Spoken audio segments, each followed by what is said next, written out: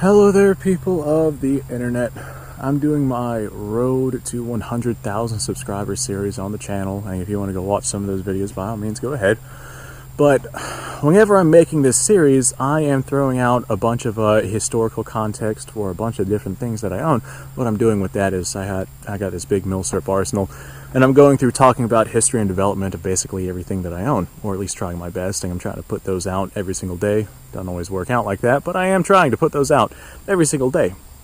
But as I go through these videos, I have had a couple of people kind of find their way to the comment section or message me on Facebook or Twitter or wherever it is that they decide to contact me.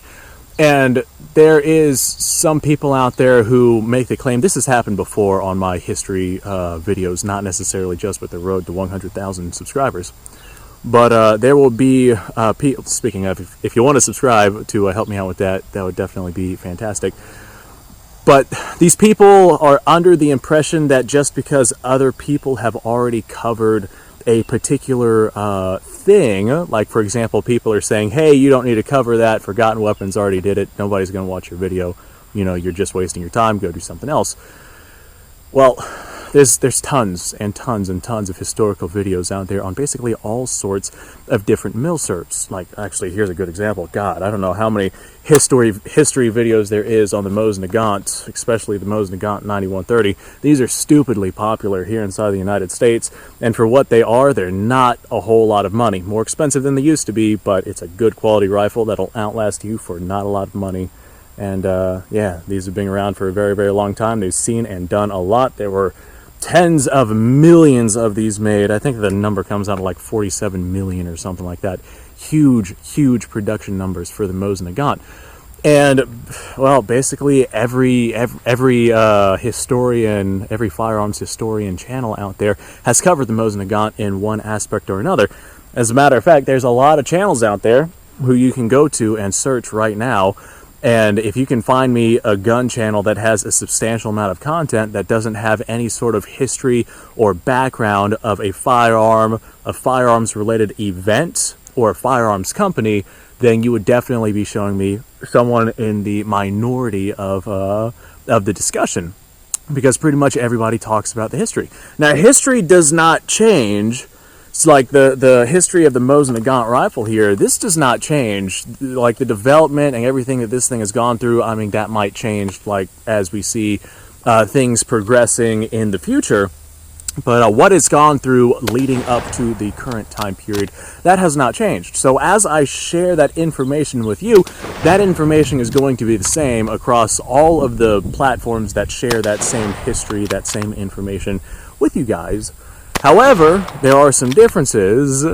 Well, every single gun channel is going to do something a little bit different. Every creator, everyone who is on camera without a script or without a particular guide, or everyone who comes up with their own stuff is going to present that information in a little bit different of a sense. Like, for example, I'd like to think that me doing my 100,000 subscribers, doing like short-ish videos that are very rapid and over-encompassing over the broad history of the development of a firearm versus going into like in-depth specifics like, say, Ian Wood from Forgotten Weapons.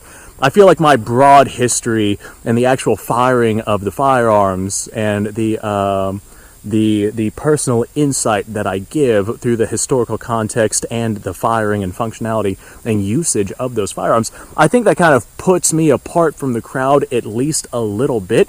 And even if it does not, that's where I add my personality and my commentary and my comedy and my just everything it is that I do inside of my videos.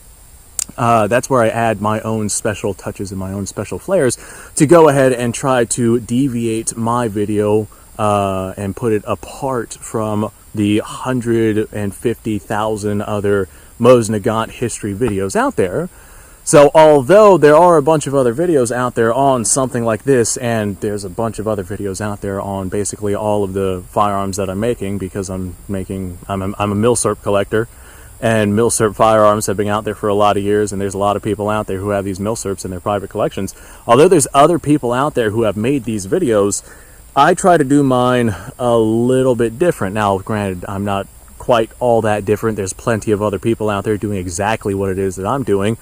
But I'd like to think that I add my own little flair, my own little touch, my own little aspects to the video that people seem to wholeheartedly enjoy. And even if I don't, and the videos I make are exactly the same, have you guys ever seen that video or that episode of Futurama where Fry says people don't want to see something new, they want to see the same thing they've seen over and over and over and over? Well, people love the Mosin Nagant rifle, and people love the Mausers, and if they see another new video that they haven't seen before on one of their favorite platforms, or if I talk about, here's another example, the SKS, and they're like, hey, I haven't seen that video on the SKS, let's go ahead and, you know, click it and watch it and enjoy it. And if I add my own little flared twist, maybe the people will actually enjoy the content that I'm putting out. And on top of all of that, on top of doing something different than everybody else, despite the fact I'm giving the same information, I really, really enjoy what it is that I do. Like for the people who suggest, hey, do something else, there's already a million review videos, there's already a million history videos, there's already a million things on this particular topic, so you shouldn't cover it yourself. I want to. I want to make a video on it specifically because, well, anytime I'm out here making a video, it's because I want to come out and make a video on that particular subject. I won't go out of my way to make a video unless I deem it like valuable information that you guys need to know because it's important. I won't go out of my way to make a video if it's not something that I feel like filming or that I feel like talking about. And for the people who click on the videos of the Mosins and the Mausers and whatnot, although they've seen the history and they know the history and they've seen those guns fired a million times and they own them, they shoot them themselves, and they've seen it, like I said, 1,000 times, like Fry said 1,000 times before, they won't mind seeing it again. And just like with me as a content creator, although I've watched 10 videos on the history of the Mosin Nagant, guess what? I like it. And I want to see it again. Not only do I want to see it again, I want to go out and make myself a full-on video myself on my channel talking about the Mosin Nagant. And that's one of the main reasons why I go out and I do these things that I do, because I just really, really enjoy doing them. I love these rifles. I love the history. I love how these right here have shaped the foundation of the world and the countries that we know today. Like this right here, the Mauser Model 98, if this didn't exist, oh God, the firearms that exist nowadays would be dramatically different. Like all of our modern, well, not all of them, but most of our modern hunting rifles are based off of this action. What would we see if the Mauser 98 never existed?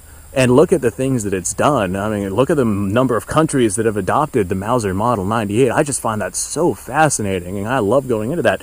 Or the millions and millions, tens of millions, like 47 million Mosins that are out there that have been made by a vast variety of different countries for a vast variety of different reasons. And they've seen so much stuff and done so much stuff.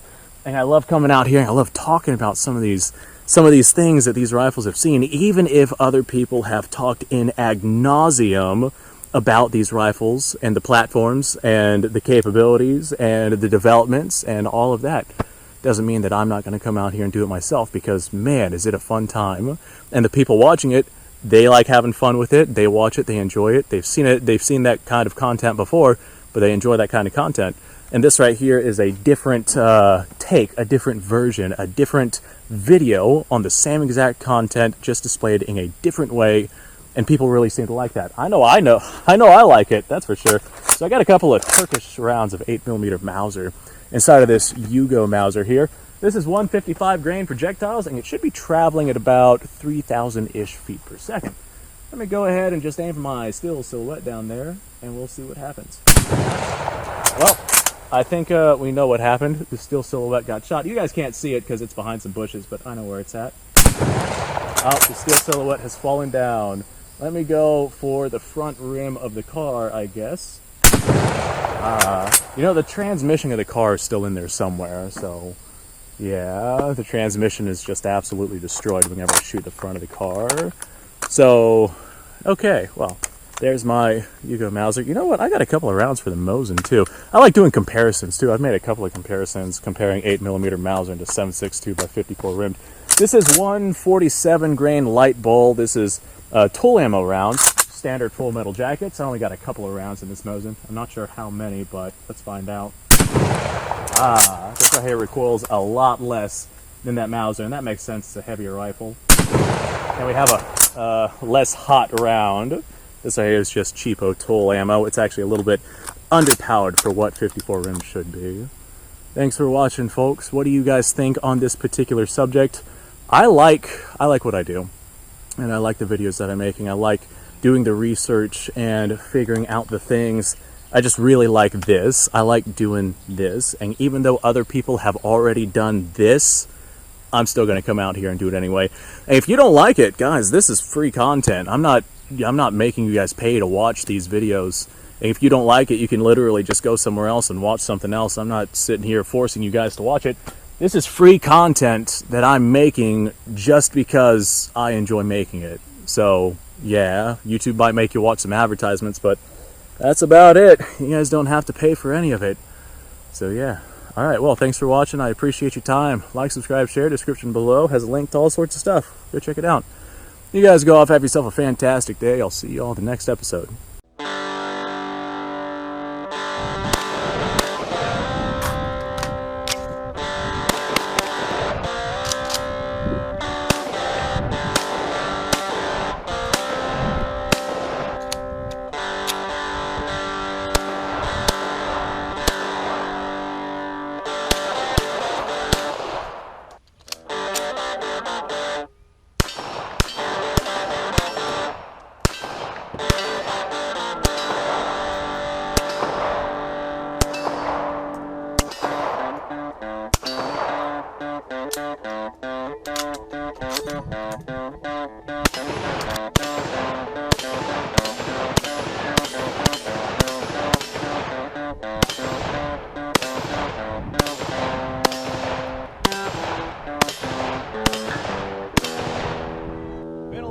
Since I've done this.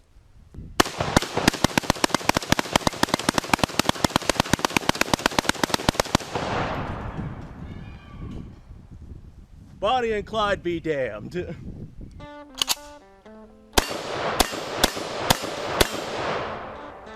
Poor man's Garen.